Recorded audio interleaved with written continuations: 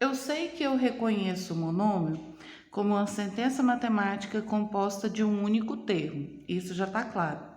Agora, nesse vídeo, nós vamos reconhecer nesse meu monômio a apresentação do coeficiente e da parte literal. Coeficientes serão os números que multiplicam a parte literal.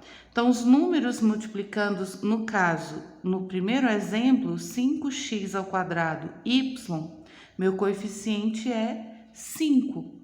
E a minha parte literal vai ser x, y, e como y tem o 2 como expoente, os expoentes também acompanham a parte literal, a parte algébrica, as variáveis do meu monômio. No meu segundo exemplo B, eu tenho menos 2a ao cubo, b ao quadrado, c. Mesma coisa, o sinal vai acompanhar o meu coeficiente, a parte numérica do meu monômio. Então, o meu coeficiente vai ser menos 2 e a parte literal, as minhas variáveis acompanhadas pelos seus expoentes. Então, coeficiente menos 2, sinal acompanha o coeficiente, a ao cubo, b ao quadrado, c corresponde a PL. Vamos dizer até que é PL, a parte literal. E num elemento fracionário, ainda não se apresenta um numerador aqui, eu tenho mn sobre 5. Tá, não existe um número sobre 5, né? Eu tenho a barra de fração. Quem que é esse número? Toda vez que uma parte literal não for antecedida por valor numérico, eu vou dizer que é 1. Então, eu tenho 1/5 como coeficiente, mn como parte literal. Agora, dentro da apresentação desses meus termos, então, os meus monômios, nós temos nos monômios a relação de termo semelhante. E quem define o termo semelhante é a parte literal. Eu vou buscar na minha parte literal uma igualdade.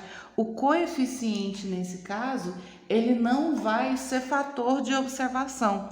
O coeficiente é simplesmente a apresentação de quantos x ao quadrado eu estou visualizando, ou um elemento a mais. Mas quem realmente comanda o termo semelhante é a parte literal. Reconhece-se, no caso desse meu primeiro exemplo, que sim, esses meus termos são semelhantes, porque eu tenho x por x, ambos elevados à segunda potência. Então, eu tenho que observar a letra e o expoente. São correspondentes? Estão completamente iguais? Então, sim, é um termo semelhante. Segundo exemplo, eu tenho 5AB e 8BA. Tenho o A na mesma apresentação, tenho o B na mesma apresentação. E você pode falar assim, professora, não é termo semelhante porque não está na mesma ordem. Sim, é sim termo semelhante. Agora, vamos justificar isso aqui. É sim termo semelhante.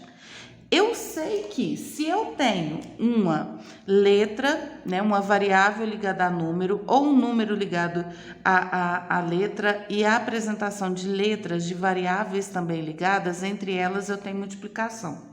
Se eu identificasse um valor de A por 2 vezes 3, B, 3, 2 para o A, 2 vezes 3 ia ser 6, 3 vezes 2 ia ser 6. Então, a ordem não importa, eu continuo tendo termos semelhantes. Sim, também é termo semelhante. A ordem das variáveis não interfere na apresentação. Agora, já no meu terceiro exemplo, eu tenho 3,5, 3,5. Não tem nada a ver, porque quem define semelhança é a parte literal. E as partes literais estão contrárias. Eu tenho um y por um z. Nada a ver, não é termo semelhante. E o último exemplo eu tenho x, x, y, y, expoente 2, expoente 2. Mas não é um termo semelhante. Por que eu digo que não é um termo semelhante? Porque olha aqui, o meu expoente está para y, o meu expoente está para x. Seria semelhante se o expoente estivesse na mesma letra. Não estando na mesma letra, não é termo semelhante.